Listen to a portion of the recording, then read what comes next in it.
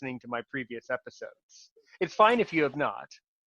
I have not. You That is actually just sent me the YouTube link when we talked for the first time. that So, is that is that is no. fine. That is fine. So I would encourage you, if you would like, to peruse the page, peruse all my links so you can see my episode list.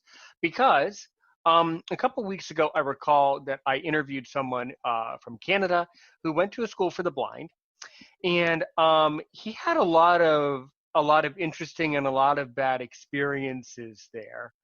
Um, being, to put it kind of lightly, being harassed a lot. So I would just kind of wonder, in general, how did you end up going to the School for the Blind in Ohio in the first place? How was that decision made? I honestly can't tell you because I don't know.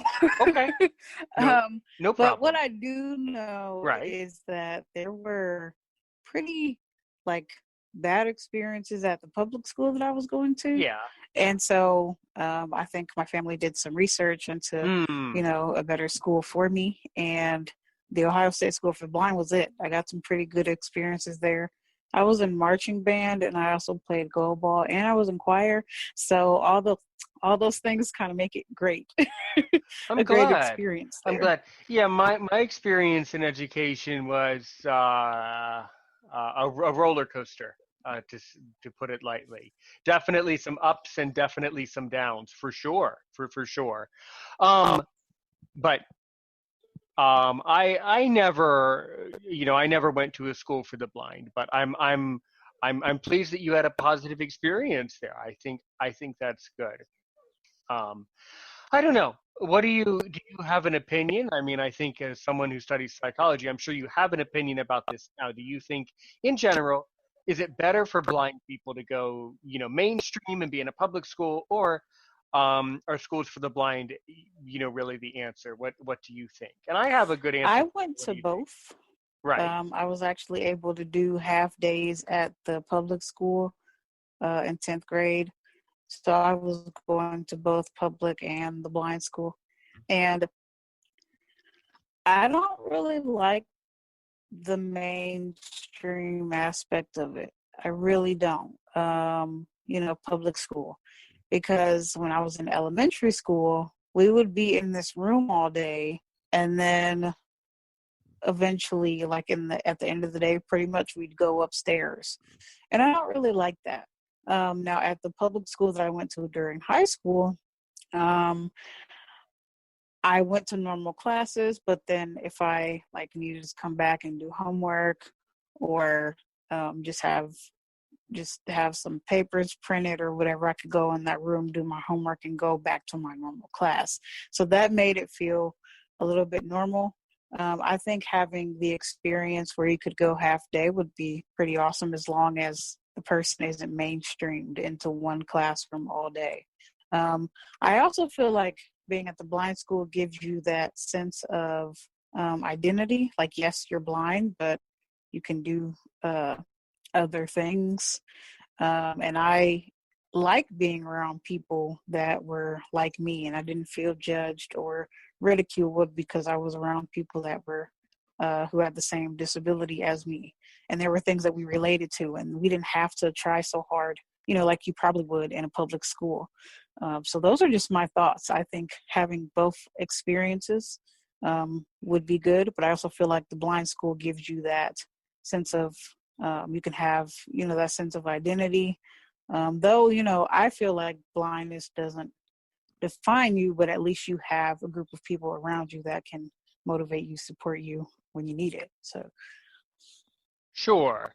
So you feel that sometimes it's important for blind people to come together and to have positive interactions with other blind people so that they can learn from each other. You know, yes. I think I understand your argument there. Um, but the question that I would pose, or I suppose my pushback to that, is that by grouping people together like that, we are not, or they are not truly fully participating in the public society. So I tend to think that blind people need to be mainstreamed as much as possible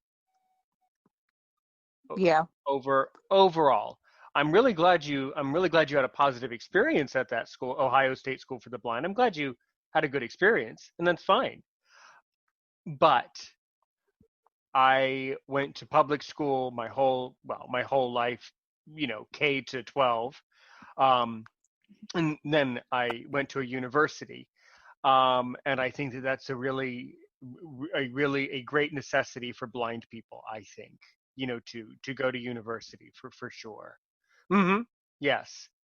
Um, so, okay. To tell me more about some of these experiences that you have been having at Otterbein University with the staff and with other students and professors. It seems like you're having a good experience there. Um, I would say I've had pretty good experiences at the college overall. But I would definitely say that I've struggled socially. Hmm. Right. But I definitely feel like I've gotten more along with the teachers than I, have with other students. Um, and the staff has been pretty supportive. Disability services, they have went above and beyond, and they've been pretty amazing with a lot of the stuff that they've done for me and stuff like that. So they've been pretty good, understanding and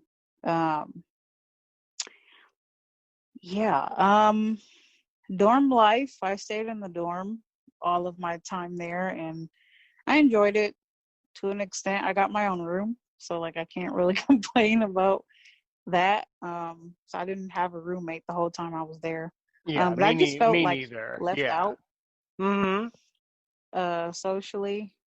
Um, a lot of the times I had friends who went to the school, but then they'd graduate, so then I'd have to make new friends. And a lot of the time, I just felt uh, left out a lot of the time. And I don't know if it was just me, like not trying to make friends or like not really talking to people at my college. But yeah, I don't think I had the best social experiences. Um, and I feel like, you know, I could relate more to my blind friends. And I feel like it's hard to make friends um, in a sighted community just because there are so many visuals and Well, but so I mean, my feedback to that is yes, you're right, and I had a very similar experience to that. But I'm kind of, I have a very strange personality. I'm not really interested in other people. Um, and I went to a very small school um, that caters to people who are kind of individualistic, and everybody was kind of in their own little world. mhm. So, once you get out of there and graduate, you'll feel a lot better, and you'll start to see that's just how people act in college. This is how they act, and this is how it is. Yeah, and that's what a lot like the police officers. I love Otterbein Police Department.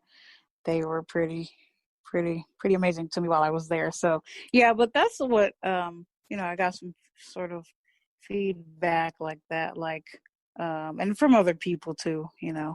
But the friends that I do and that I have made, they've made sure to make me feel welcome and not like to uh exclude me.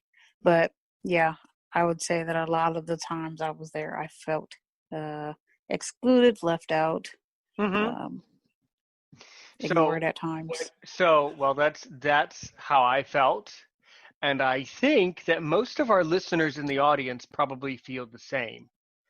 And I think that this feeling of left out is one of the many reasons why not enough blind people are going to university.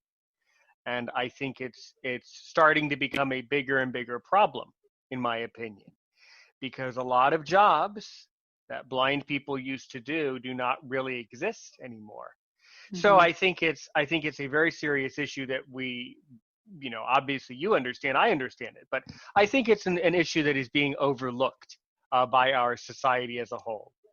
So I don't know.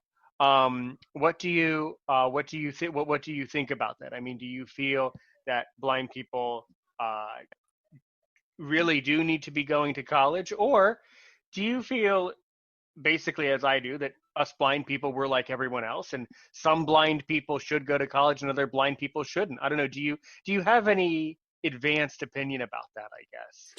I don't really, but I feel like if they want, they should, and if they don't, they don't. But I feel like having like going to college has definitely made me feel like okay, like I'm actually contributing to society in a But there, sense so because there, I know. so there you go. Okay, so right, so there you go. So the answer is that blind people should go to university because if we go to university, we'll be able to contribute to our society. That's That's what I basic. feel here. That's and I feel the same. I feel I have a similar feeling to that.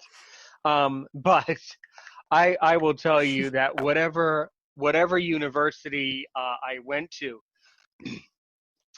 there were there were a lot of people there that never really knew why they were there. And I really think that a lot of people go to university be, for two reasons. People go to university for two reasons. Number one, usually their parents force them.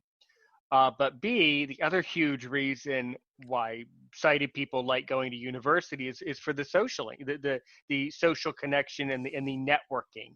That's Right. mostly what it is, because I have a brother who studies business, and he's trying to graduate soon, and it's going to be a little challenging, for him to find a job given this current situation that we Situation, yeah. this situation that, by the way, I cannot talk about it on the podcast. There's rumors that if we talk about it as podcasters, other people don't like that.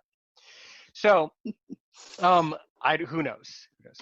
But I mean, I think that in general, I think that blind people should be going to college, and if not, blind people should be learning how to perform a specific trade that is in demand.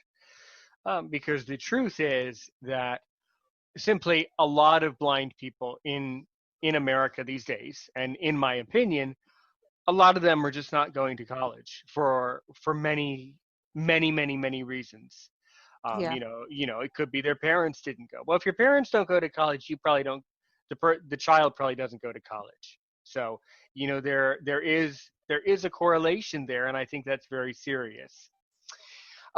We are within the next couple minutes here. We're coming up on the break. So yeah, I mean, I think that what you're doing is really will be really valuable, provided that you network appropriately and are a psychologist that parents truly feel is listening to them, and that children can look up to. And I think that I'm sure you are those things, and I think that it's very, very, very hard for parents to find really, really, really good psychologists for children, which is why usually children don't go to psychologists and therapy, and then the problem gets out of control and out of It's hand, right? worse. Yeah. It gets worse. And usually, and you know what the studies have shown, usually the problem gets really bad right around college. So it's super sad. I tell you, I have two friends, two acquaintances, um, one and both of them struggle with issues of mental health, and it's really sad for me. It really saddens me that they don't get the care that they deserve. It's very frustrating, and it's very puzzling why we have such a hard time with this issue. So I don't really know I don't really know what it is, but I think that one of the issues of our generation